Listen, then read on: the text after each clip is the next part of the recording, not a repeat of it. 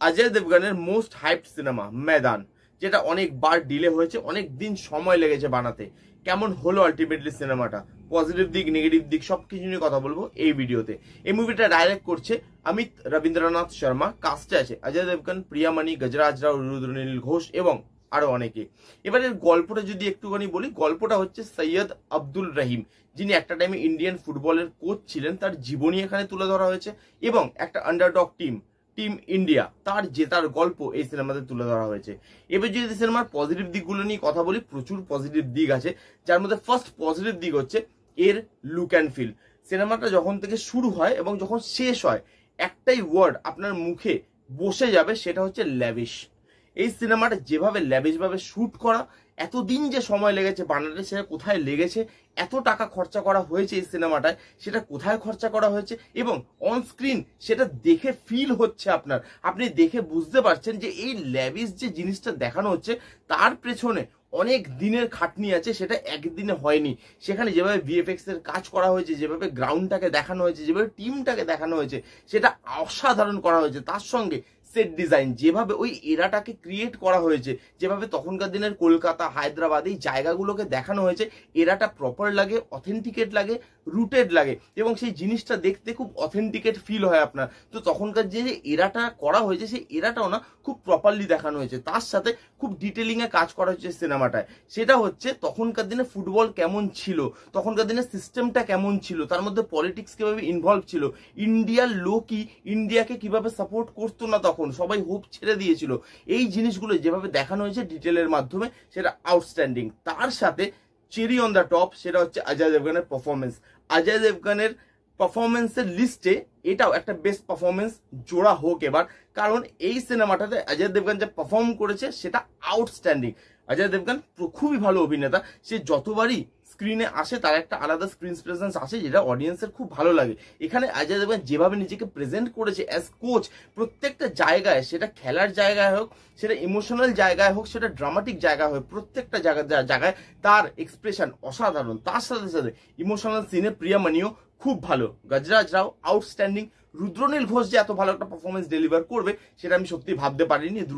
রুদ্রনীল ঘোষও কিন্তু এত বড় বড় অ্যাক্টরদের মধ্যে নিজের ছাপটা ছাড়তে পেরেছে এখানে প্রপারলি। তো এখানে পারফরমেন্সেস খুব ভালো। তার সঙ্গে প্রত্যেকজন যারা যারা এখানে খেলছে অ্যাজ আ প্লেয়ার, এখানে রোল প্লে করেছে, সেই প্রত্যেকজন ছেলে অসাধারণ রোল করেছে, প্রত্যেকে এখানে ভালো পারফর্ম দিয়েছে। এই সিনেমাটায় ভালো একটা পারফরমেন্স কিন্তু আপনি অবশ্যই দেখতে চলেছেন। তার সাথে সাথে এই সিনেমাটা না খুব ইমোশনাল, মুভির ভেতরে ইমোশনাল সিন তো আছেই, তার সাথে সাথে লাস্টের দিকে যখন নাম দেখায় তখন অরিজিনাল প্লেয়ারগুলোকে আনা হয়, যেমন পিকে ব্যানার্জি, চুনি গোস্বামী, তাদেরকে এখানে ট্রিবিউট দেওয়া হয়েছে তাদের রিমার্কেবল ওয়ার্কের জন্য। সেই জায়গাটা দেখতে খুব ভালো লাগে এবং সেখানে না একটা ইমোশনাল ফিল তৈরি হয় আপনার। তো সিনেমাটা অল ওভার খুব ইমোশনাল, আর ইমোশনাল জায়গায় কিন্তু অডিয়েন্সকে টাচ করতে এই সিনেমাটা পারে প্রপারলি। আর তার সাথে সাথে আমি বলবো এই সিনেমাটা শুট খুব ভালোভাবে হয়েছে। যেভাবে খেলাগুলো দেখানো হয়, বলের মানে বল যখন পায়ের মাঝখান দিয়ে যাচ্ছে, সেই বলের সাথে সাথে পায়ের মাঝখান দিয়ে ক্যামেরাটা চলে যাচ্ছে। লাস্ট খেলাটায় একদম মনে হচ্ছে ক্যামেরা প্লেয়ারের পেছনে আছে এবং ক্যামেরাম্যান হ্যান্ড হেল্ডে ক্যামেরাটা নাকি নিয়ে দৌড়াচ্ছে, সে কি ক্যামেরায় শুট করা হয়েছে সেটা দেখতে খুব অথেন্টিকেট লাগে, ভালো লাগে। আর প্রপারলি ল্যাভিশ ভাবে টাইম নিয়ে খুব ভালো প্রোডাকশন কোয়ালিটি দিয়ে জিনিসগুলোকে শুট করা হয়েছে। আর এক একটা জায়গায় ক্যামেরা ওয়ার্ক সত্যিই খুব ভালো। এই ছিল মোটামুটি পজিটিভ দিক। এবার যদি নেগেটিভ দিকে আসি, কিছু নেগেটিভ দিক আছে এবং সেগুলো খুব বড় নেগেটিভ দিক, এবং সেই জন্যই সিনেমাটা হয়তো একটা লাগান বা একটা চাক দি ইন্ডিয়া লেভেল ম্যাচ করতে পারেনি। তার কেন, তার ফার্স্ট রিজন হচ্ছে এখানে যেটা প্রথম নেগেটিভ লেগেছে আমার, এইখানে খেলাগুলো তো হচ্ছে বাট এই খেলাগুলোর মধ্যে না কোনো জান নেই। খেলাগুলো জাস্ট আসছে আর যাচ্ছে, ইন্ডিয়া টিম জিতছে বা হারছে, তার সঙ্গে না ইমোশনালি আপনি ফিল তৈরি করতে পারেন না, কারণ এই খেলাগুলো জাস্ট হচ্ছে। খেলার পেছনে যে ডিটেলিং, অপোনেন্ট টিম কি ভাবছে, অপোনেন্ট টিমের কি কি স্ট্রং পয়েন্ট আছে, আমার টিমের কি কি নেগেটিভ দিক আছে, বা আমার টিমের কি কি স্ট্রং পয়েন্ট আছে, সেগুলো যেভাবে মানে ডিসক্রাইব করা উচিত ছিল সেভাবে হয়তো হয়নি। কিভাবে আমি একটা গেম খেলবো, এত বড় মানে বড় বড় টিমের সাথে আমি খেলতে নামছি, তার পেছনে একটা গেম প্ল্যান, টিম প্ল্যান, মাঠে টিম কি করে খেলবে, সেই জিনিসগুলো খুব ভালোভাবে আমার মনে হয়েছে প্রপারলি ভাবে দেখানো হয়নি, ল্যাভিশনেস দিয়ে ওটাকে ঢাকার চেষ্টা করা হয়েছে, সেগুলো আরো প্রপারলি ভাবে দেখানো যেত, তাহলে খেলাগুলোতে আরেকটু প্রাণ আসতো বলে আমার মনে হয়। এখানে খেলাগুলোয় গোল হচ্ছে, সবকিছু হচ্ছে, জিতছে হারছে, বাট এই খেলাগুলোর মধ্যে আপনি কোথাও নিজের কানেকশনটা তৈরি করতে পারবেন না। আর তখনকার ফুটবল আর এখনকার ফুটবলের মধ্যে অনেক ডিফারেন্স। তখনকার নিয়ম কানুন, এখনকার নিয়ম কানুন, সেগুলো অনেক আলাদা। ডাইরেক্টর ভেবেই নিয়েছে যে অডিয়েন্স তখনকার দিনের এরাই জন্মেছে এবং সে সব জানে। তো সেই জন্য আমার মনে হচ্ছে ওই যে ছোট ছোট ডিটেলিং, তখনকার দিনের কি কি ফুটবলের নিয়ম ছিল, এখন কি কি সেগুলো চেঞ্জ হয়েছে, সেই জিনিসগুলো যদি আরেকটু প্রপারলি ভাবে দেখানো হতো তাহলে আমার মনে হয় বেশি ভালো হতো। আর এই সিনেমাতে যে ক্যারেক্টারগুলো চেঞ্জ হয় সেগুলোও খুব না হট করে হয়ে যায়।